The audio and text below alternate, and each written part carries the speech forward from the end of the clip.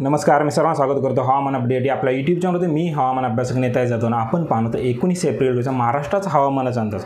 सर्वप्रथम आपण latest satellite इमेजनुसार जर पाहिलं तर उत्तर भारतामध्ये एक WD होता, तो आता हळूहळू पुढे सरकला. या WDच्या प्रभावामुळे उत्तर भारतामध्ये मैदानी इलाके आणि जो हिमालयाचे जे रिजन्स आहेत त्या ठिकाणी बर्फवृष्टी आपल्याला पाहायला मिळत आहे. याचबरोबर अफगाणिस्तान, पाकिस्तान, याचबरोबर करमल म्हणजे या ठिकाणी जो ढगांचा गुच्छा तुम्हाला दिसतो, या ठिकाणी एक सायक्लोनिक सर्क्युलेशन येणाऱ्या 24 तासामध्ये फॉर्म होणार आहे. तर या सायक्लोनिक सर्क्युलेशनमुळे पाकिस्तान, याचबरोबर भारतातील राजस्थान, तसेच पंजाब, हरियाणा, दिल्ली, चंदीगड या भागामध्ये ढगांची परिस्थिती दाटी वाढण्याची शक्यता व या ठिकाणी पावसांची ॲक्टिव्हिटी जी आहे त्याच्यामध्ये खूप सारे वाढ होण्याची दाट शक्यता आहे येणाऱ्या 24 तासामध्ये. कारण की अरबी समुद्रामधूनही बाष्पीभूत वाऱ्यांचा प्रभाव ह्या ठिकाणी जात आहे.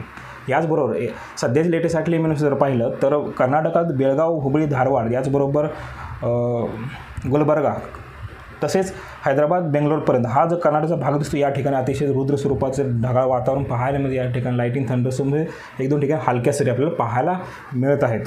याचबरोबर येणाऱ्या 24 तासात आपण राज्य पावसाचा विचार जर केला तर मध्य प्रदेश याचबरोबर गुजरातची जी बॉर्डर आहे या ठिकाणी एक ट्रम्प रेषा तयार होणार आहे. त्यामुळे उद्या नंदुरबार, याचबरोबर धुळे, जळगाव, तसेच सटाणा, सुसाना, कळवण या भागामध्ये एक दोन ठिकाणी हलक्या स्वरूपात पावसाची शक्यता. याचबरोबर पालघरमधील जव्हार, मोखाड, शहापूर, ठाणे शहर, भिवंडी, कल्याण, उल्हासनगर, वसई व मुंबईचा उपनगर भाग असेल या ठिकाणी ढगाळ वातावरण पाहायला मिळू शकतं व एक दोन ठिकाणी हलक्या स्वरूपात पाऊस आपल्याला पाहायला मिळण्याची शक्यता आहे. मात्र येणाऱ्या 2 दिवसानंतर या ठिकाणी परत एकदा ढगाळ वातावरण तयार होईल व चांगल्या पद्धतीचा पाऊस पडण्याची शक्यता आहे. त्यामध्ये पालघर, ठाणे, कल्याण, मुंबई, याचबरोबर नाशिक, सटाणा या भागामध्ये येणाऱ्या 2 दिवसांत पावसाची शक्यता आहे. याचबरोबर सांगली, तसेच कोल्हापूर, गगनबावडा, राधानगरी, वैभववाडी, कणकवली, तसेच बुदरगड, कागल, हातकरंगी, शिरवळ, त्यासोबत सांगलीचा दक्षिणचा भाग असेल शिराळा, वाळवा, तासगाव, मिरज, कवठेमहांकाळ, जत हा जो भाग आहे या भागामध्ये एक दोन ठिकाणी लाईट रेन पडण्याची शक्यता आहे.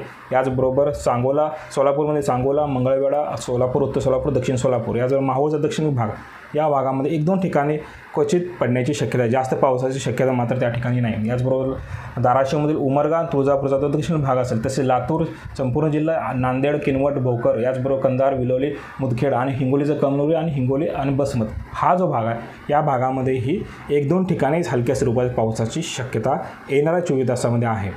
याचबरोबर तापमानाचा जर विचार जर केला तर धुळे, नंदुरबार, जळगाव, त्याचबरोबर विदर्भ, अकोला व अमरावतीचा भाग असा उत्तरेकडील भाग आहे. या भागामध्ये आज जवळपास 42 ते 43 डिग्री तापमान नोंद झालेलं आहे. उद्याही या भागामध्ये 42 ते 43 डिग्री तापमानाची नोंद होण्याची शक्यता आहे. याचबरोबर संपूर्ण मराठवाडा, तसेच संपूर्ण विदर्भ याचा विचार जर केला या भागामध्ये 40 ते 42 व काही भागामध्ये 43 डिग्री टेम्परेचर जाण्याची शक्यता आहे. त्याच्यामध्ये चंद्रपूर आणि गडचिरोली हा जो भाग आहे या भागामध्ये 44+ डिग्री तापमान जाण्याची शक्यता आहे. याचबरोबर पश्चिम महाराष्ट्राचा विचार जर केला तर अहमदनगर, याचबरोबर पुणे, सातारा, सांगली आणि सोलापूर, तसेच कोल्हापूरचा जो पूर्वेकडील भाग आहे या भागामध्ये 38 डिग्री राहण्याची शक्यता या ठिकाणी आहे. याचबरोबर सोलापूरमध्ये जर पाहिलं तर 40 ते 42 व उत्तर सोलापूर, दक्षिण सोलापूर, अक्कलकोट, माहोळ, मंगळवेढा या भागामध्ये मात्र 42 ते 45 डिग्री तापमानाची शक्यता. याचबरोबर आपण कोकण किनारपट्टीचा विचार जर केला या ठिकाणी तापमान कमी झाले, 36 डिग्री सेल्सिअस व काही ठिकाणी 34 डिग्री मिळेल.